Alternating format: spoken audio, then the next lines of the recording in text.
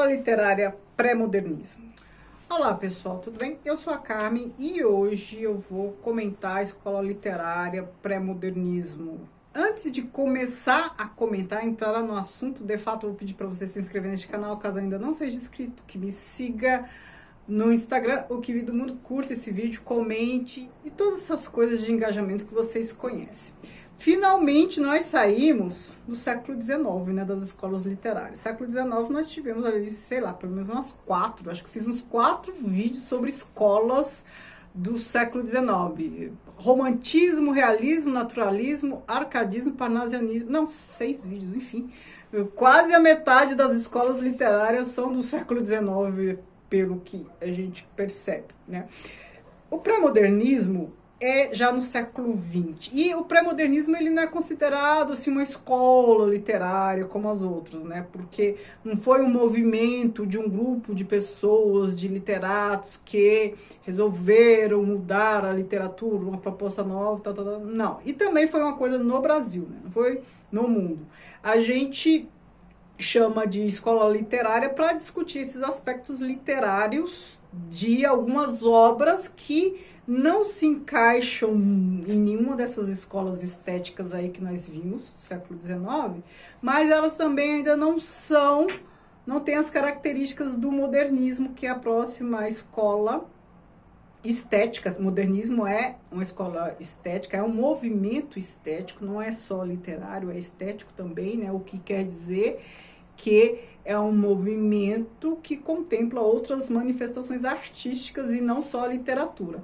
Então, essas obras do pré-modernismo não estão nem lá nem cá. Então, tá ali num limbo que resolveram chamar de pré. Aliás, quando é pré e pós, aí você já desconfia, parece que não tem uma identidade, né? Então, é o modernismo. Tem o pré, o modernismo e depois o pós-modernismo, que a gente também chama de literatura contemporânea. Dá a impressão que o que define é o modernismo. Aí o que vem antes e o que vem depois é uma coisa que não está muito bem definida, não tem identidade própria, por isso que não tem o nome próprio.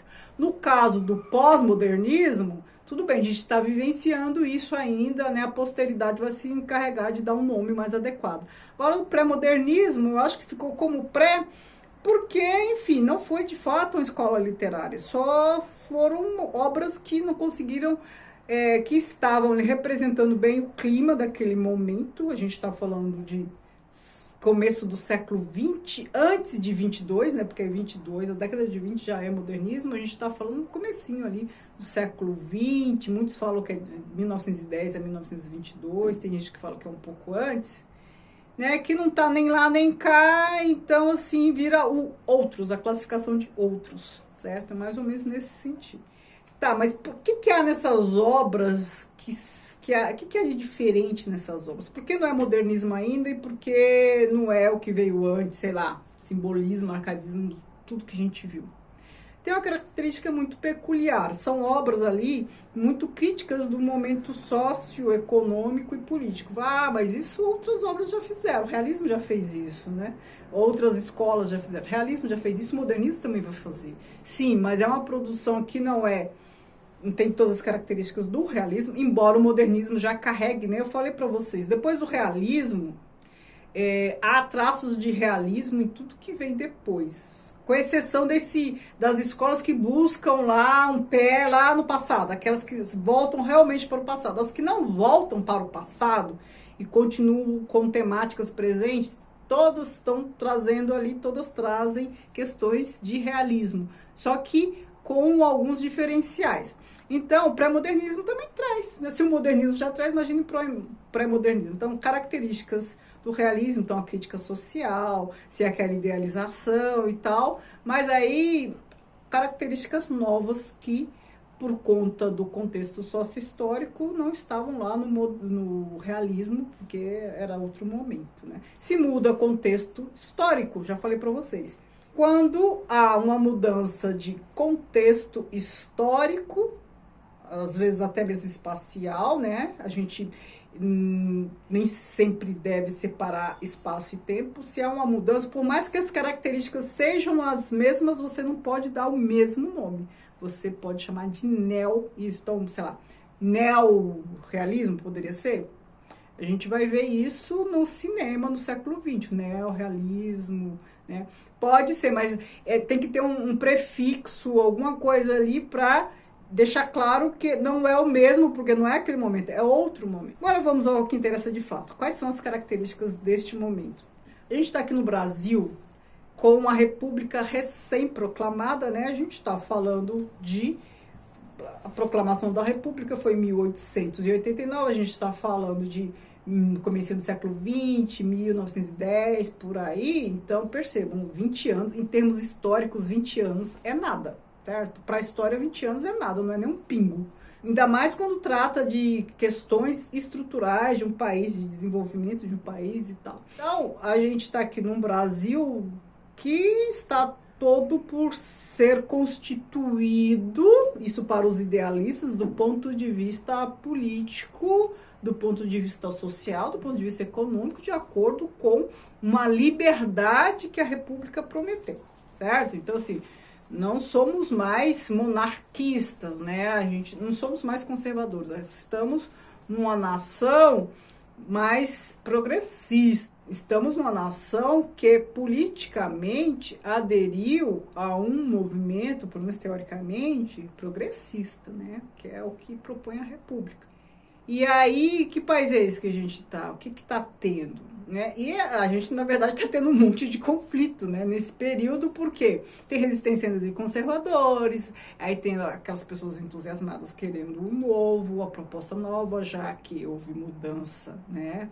Constitucional até, né? Porque a primeira Constituição republicana foi de 90, acho que 2, uma Constituição recente, já não tinha mais imperador, então... A coisa ali se fazendo. Embora muitos digam, e o Machado de Assis foi um desses naquela obra Israel e Jacó, tipo, você só muda a placa lá da confeitaria, muitos percebam que vai ficar tudo igual e mudar para ficar igual, muitos têm esperança de mudança. Ora, se já na lei, se há uma legitimidade de ação, tem que ter uma inovação. Então a gente está aqui naquele momento de transição para a República das Oligarquias, a República Café com Leite, né, que a gente conhece bem, né? Neste momento, neste contexto. A gente está num contexto em que a questão da imigração, né, o incentivo à imigração de europeu para o Brasil também é forte. Então, já havia ocorrido a abolição da escravidão, mas ainda havia essa necessidade de mão de obra. Já tinha tido muito incentivo, claro, né, de imigrantes para cá, mas ainda ocorria, muita gente estava vindo. A gente está no começo do século, a gente está num contexto mundial pré, né, Primeira Guerra Mundial. Pense que pré-modernismo, 1910, mais ou menos 1922, é durante a Primeira Guerra Mundial. Muita gente também fugiu dos seus países. Se a gente pensar em países como Alemanha, Itália, que foram bem prejudicados com a guerra, então, assim, muitos imigrantes desses países vieram para cá. Italianos já tinham vindo, né? Mas muitos alemães também vieram nesse período, muitos japoneses também vieram, né? Mais ou menos começaram a vir de maneira mais sistemática. Então, tinha toda essa questão da imigração, principalmente para São Paulo. Percebam que, com a queda do Império, a gente não tem mais Império, Rio de Janeiro, que era a corte, a capital, por não haver mais monarquia, a importância do Rio de Janeiro também começa a diminuir.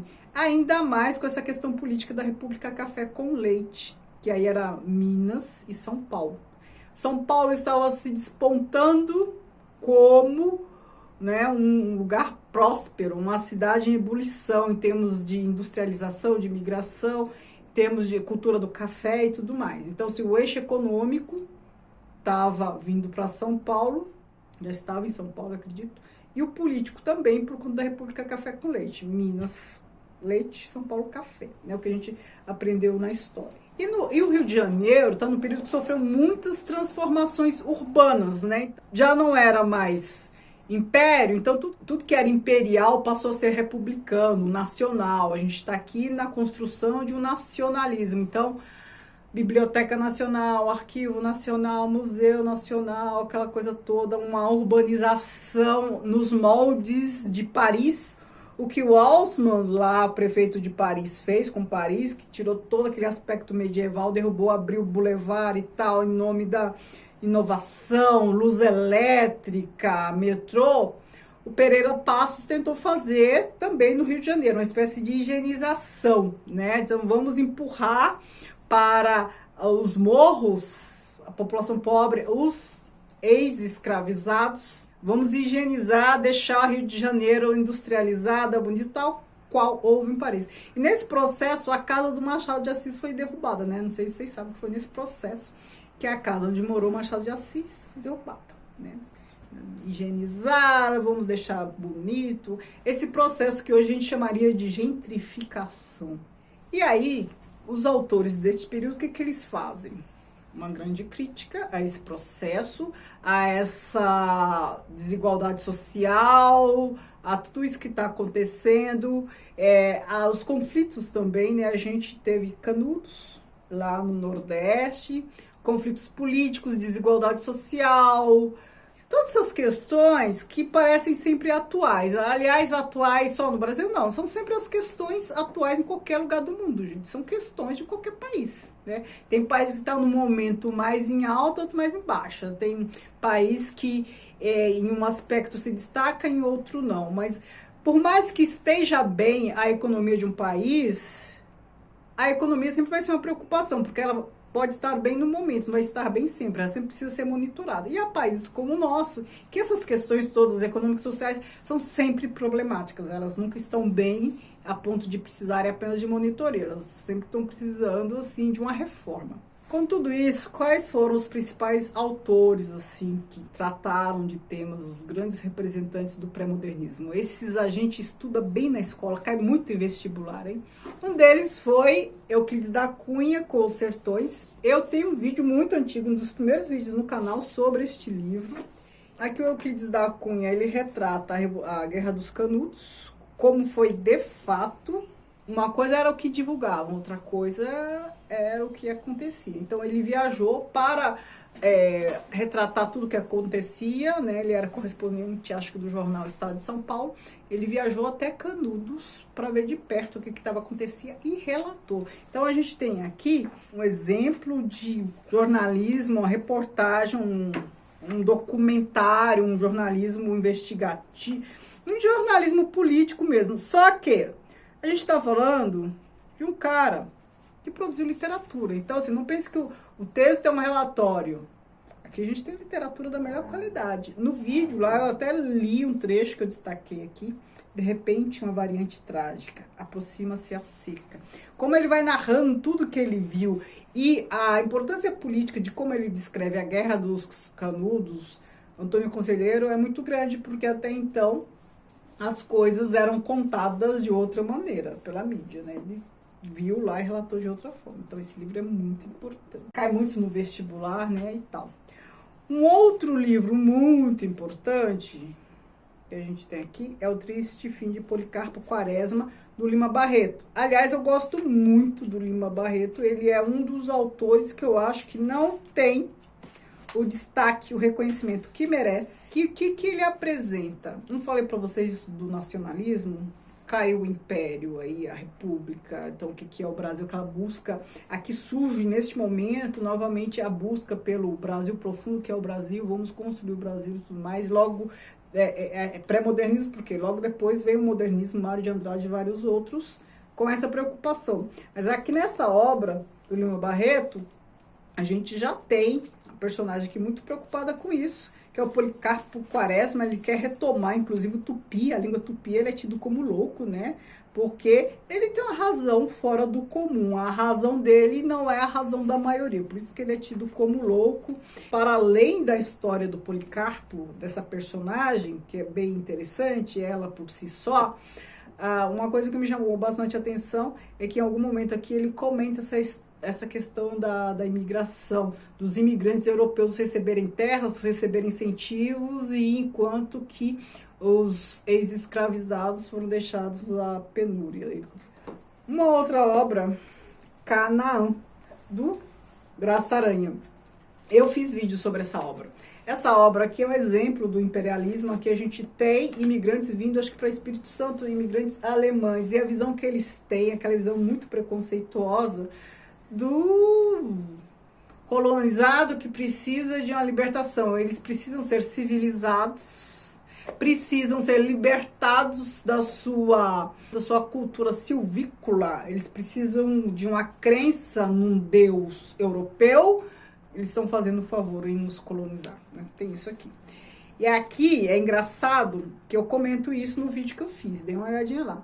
Que tem aquele colonizador que faz papel do malzinho e aquele que faz o papel do bonzinho. E mesmo quem faz o papel do bonzinho tem uma visão muito preconceituosa sobre nós, né, aqui os colonizados.